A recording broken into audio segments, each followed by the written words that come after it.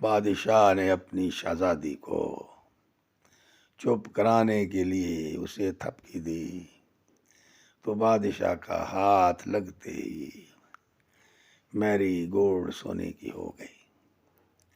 ایک جیتی جاگتی شہزادی اب ایک سونے کا مجسمہ بن گئی۔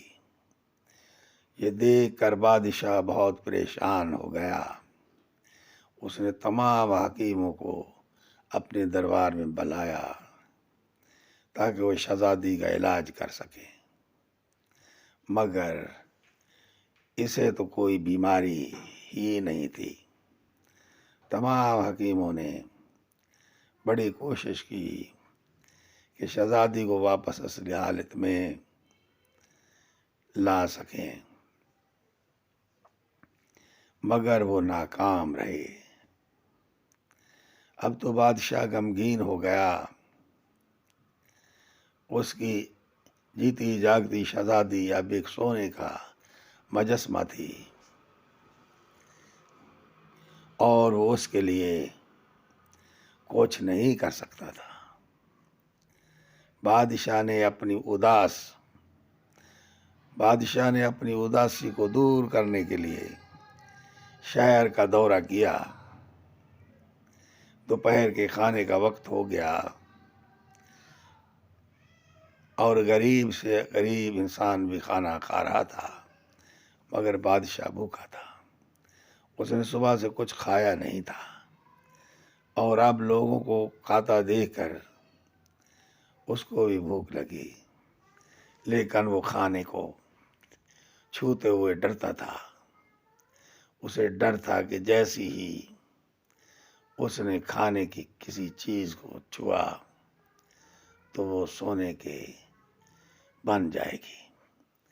بادشاہ نے یہ بھی دیکھا کہ محل سے باہر بہت سے بچے کھیل کود رہے تھے۔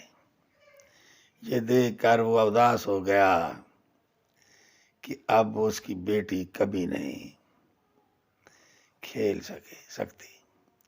بادشاہ اس لمحے کو کوس رہا تھا جب اس نے یہ خواہش کی تھی کہ اس کے چھونے سے ہر چیز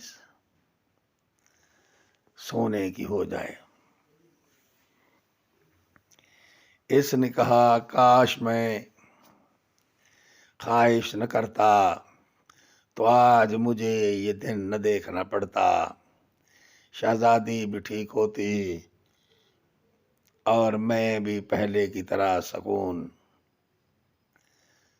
اور آرام سے ہوتا۔ اس طرح پچھتاتا ہوا وہ محل واپس آ گیا۔ اچانک اس کے سامنے وہی پری آ گئی۔ پری نے بادشاہ سے پوچھا تم اداس کیوں ہو بادشاہ؟ کیا اب تم سب سے بڑے امیر بادشاہ نہیں ہو؟ بادشاہ نے کہا اچھی پری، اب میں سب سے امیر بادشاہ ہوں، لیکن اتنا سونا بھی مجھے خوش نہیں کر سکا۔ اچھی پری مہربانی کر کے میری مدد کریں۔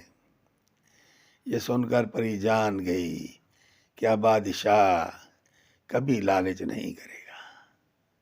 پری نے بادشاہ کو پانی سے بھرا ہوا جگ دیا اور کہا اس جگ کا پانی ہر اس چیز پر چھڑک دو جس کو تو نے چھوائی۔ بادشاہ جگ لے کر پہلے باغ کی طرف گیا۔ جب اس نے پھولوں پر جگ کا پانی چھڑکا تو پہلے کی طرح تازہ اور خوشبودار ہو گئے۔ یہ دیکھ کر بادشاہ بہت خوش ہوا۔ اس نے شہزادی کے پالتو جانوروں پر پانی چھڑک دیا تو وہ بھی دوڑنے بھاگنے لگے۔ پھر وہ شہزادی کی طرف بھاگا اور شہزادی پر پانی چھڑکا تو میری گوڑ دوبارہ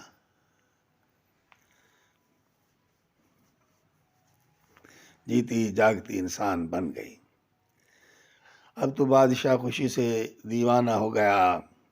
اس دن کے بعد بادشاہ نے لالچ سے توبہ کی اور اپنے ملک کی رعایا کے لیے فلاحی کام شروع کیے۔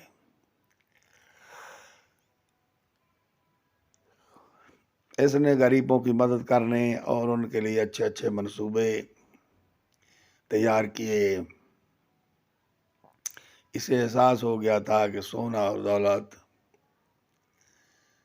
ہی انسان کو خوشی نہیں دے سکتی، صرف نیکی انسان کو سچی خوشی دے سکتی ہے۔ اب وہ غریبوں کا ہمدرد اور نیک بادشاہ بن گیا۔